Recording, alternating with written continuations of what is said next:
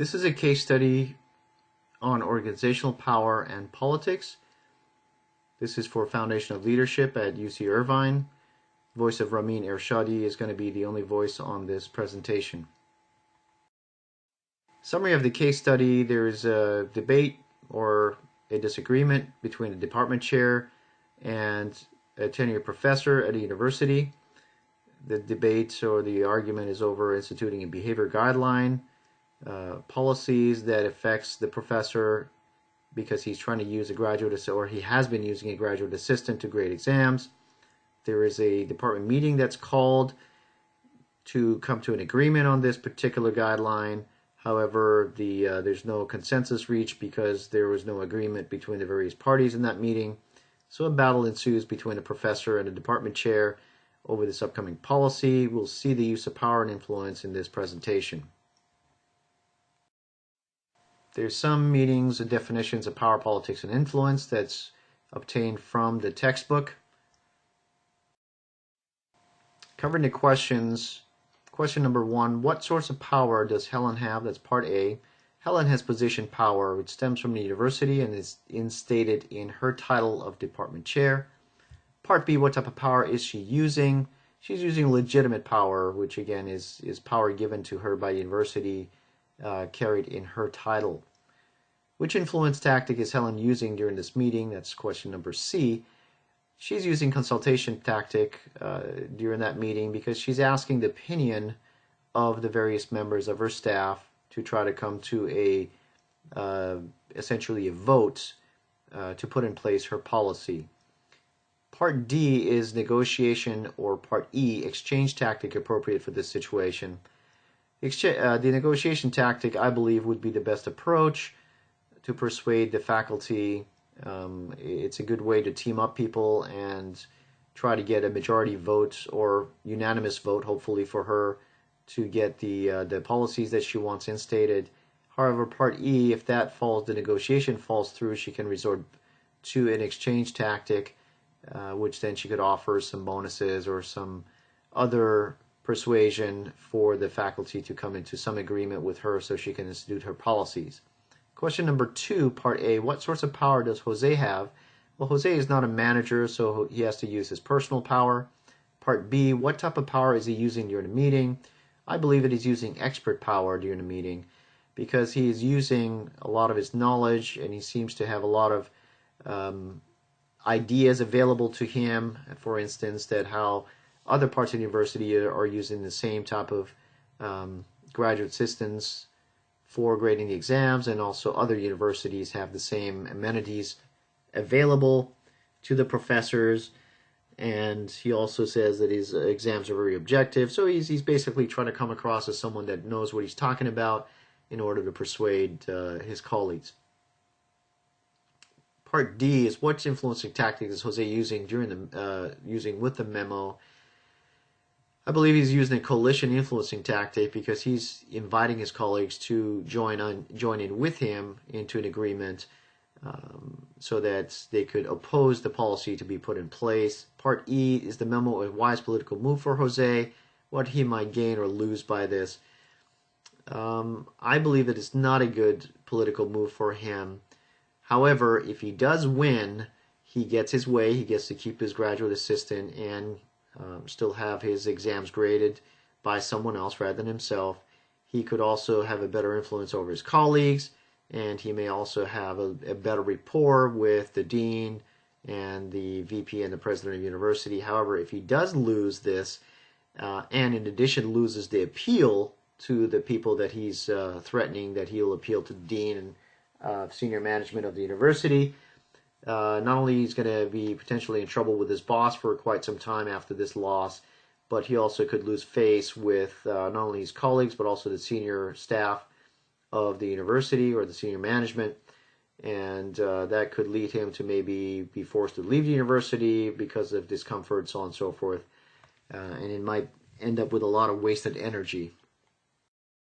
Question number 3, what would you do if you were Helen? Part A, would you talk to the dean letting her know that Jose said he would appeal the policy decision? I would definitely seek the advice of the dean because the dean has been there for a longer duration and is more aware of what the rights are and possibly give some really good advice as to what would be the best move. Of course, I wouldn't ask the dean to make the decision for me, but at least to inform me as to what are the best paths to go forward in order to do what is right for the university and for the department. Part B of the question, which influencing tactic would this discussion involve? I think it would be a combination of consultation and coalition tactics. And consultation, obviously, because she's getting answers in terms of advice as to what to do. And the coalition tactic is to get partnership with or better rapport with the dean, so that at least they would be in a better standing if worst case scenario, if the appeal is taken to the higher management. Part C of the question, which political behavior would the discussion represent?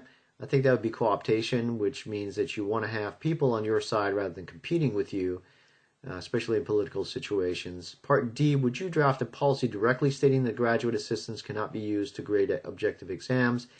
It really depends on a couple of different things.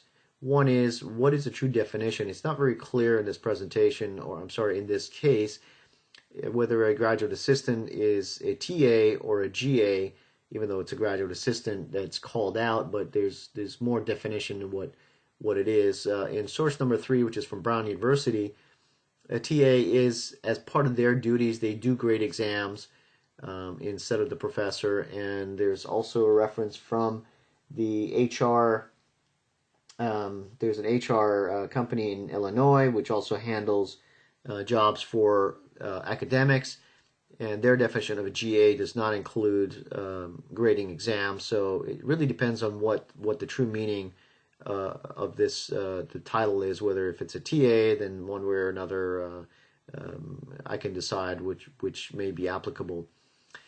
The next thing I would want to consider is what is the best interest for the university and for the students in terms of, would they learn, would they have a better experience if the professor grades the exams rather than somebody else?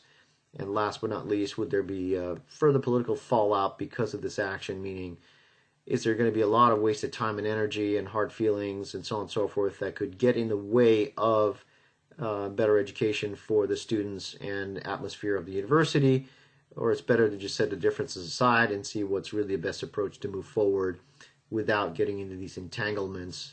And by that I mean that whether the policies should really be instituted or allow freedom for the professors to do as they will, or if that's really not the best case, then this would be a battle worth fighting. And last but not least, would your answer to D be influenced by your answer to A? Well, it depends on what the recommendations or consultation with the dean provides, and that could be if it's convincing, if it's in agreement with what the department chair is in line with and purposes to have instated in her department, then of course that would weigh in and influence the final decision. And of course, contrary to that, if Helen is not in agreement with the information that's presented by the dean, then she can make her own decision and move forward with that. Question 4. If you were Jose, knowing you had no verbal supporters during the meeting, would you have continued to defend your position or agreed to stop using a graduate assistant? What do you think of Jose sending the memo? As a tenured full professor, Jose is secure in his job. Would your answer change if you, as Jose, had not received tenure or promotion to the top rank? If I were Jose, I would continue to defend my position, regardless of supporters or lack thereof. Department meetings are the very place to address issues and concerns. During the meeting, there were 3 faculty members with no opinion, and then after the meeting, one faculty member approached Jose stating he also agreed with his stance on graduate assistance usage. I found Northern Illinois University to be a similar small Midwest college, and in their policy online, it states the faculty should participate fully in providing input into determination of workload policy in each college, department, and/or unit, both initially and in all subsequent appraisals. So I believe Jose was a bit overzealous in sending the memo. The appropriate thing to do would have been to approach Helen and see if he could have resolved this before creating a bigger issue. Due to the lack of other faculty members participating in the meeting, maybe they could have had a follow-up meeting. I believe that tenure or not, Jose was out of line. By no means am I saying that Helen's decision on her own is the appropriate one, but Jose should not have sent that memo.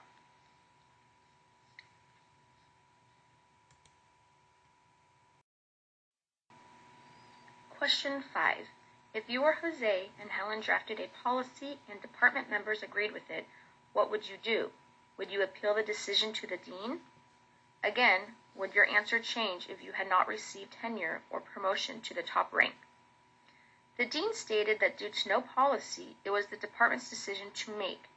If the department made their decision, I would just leave it at that. Tenure or no tenure, the department has made the decision at the advisement of the dean.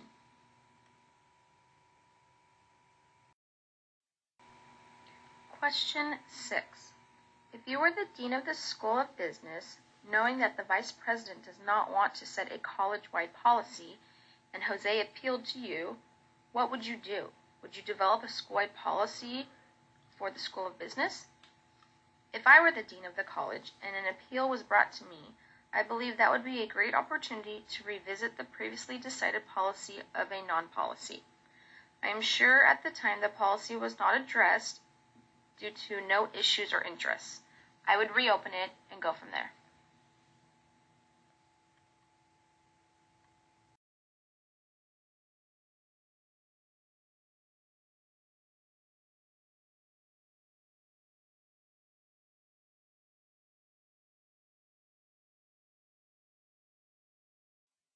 I would say what's most important is what is in the best interest of the students and the university.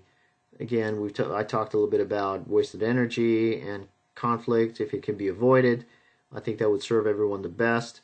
It would create a less hostile environment. It would create more of a nourishing and camaraderie, which is not always available, but I think it's better to resolve issues in a more friendly manner than through pressing personal agendas. However, if there are ethical reasons for the GA not to grade the exams, then by all means Helen would have to press her agenda and institute the policies so that she can create a better environment and a better educational environment for the students. Thank you.